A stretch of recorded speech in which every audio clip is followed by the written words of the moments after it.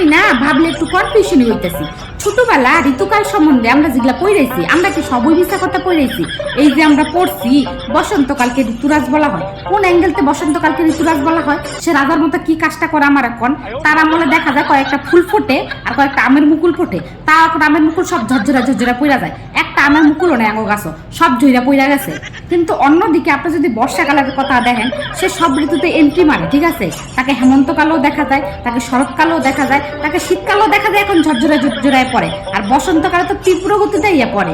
কিন্তু সব থেকে তার থেকেও যদি 1 ডিগ্রি আপনি উপরে ভাবেন, গ্রীষ্মকালের কথা ভাবেন আপনি, মানে যে বর্ষা রানী আছে সে সব জায়গায় এন্ট্রি মারলো, সে গ্রীষ্মকালে এন্ট্রি মারতে পারে না, তার ক্ষমতাই নাই, সে এক বিন্দু বৃষ্টিও পড়তো না, এক বিন্দুও সে এন্ট্রি করতে পারতো না। তাহলে সেই হিসাবে যদি ভাবা যায় গ্রীষ্মকালের প্রভাব আঙ্গ জীবনে সবথেকে বেশি, তাইলে সেই হিসাবে আপনার মনে হয় যে ঋতুরাজ আপনার গ্রীষ্মকালেই ডিক্লেয়ার করা উচিত। আপনারা কি কোন? আপনারা একমত কিনা সেটা ভাবেন।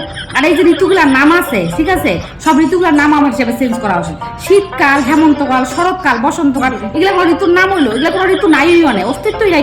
কিছুদিন পর তারও অস্তিত্ব থাকতো না। অনেক ঋতুকে নামের হওয়া উচিত। যে গ্রীষ্মকাল বা হচ্ছে আপনার গরম, একটু গরম আর একটু বেশি গরম, তার থেকে 1 ডিগ্রি বেশি গরম, দগদগা দগদগা গরম, একবারে রোদ্রে পুড়ে যাওয়া গরম, এরকম টাইপের ঋতুর নাম হওয়া উচিত। সব গরমের উপর দিয়ে বা গ্রীষ্মকালের উপর দিয়ে যাইব, আদার্স কোনো নাম থাকতো না।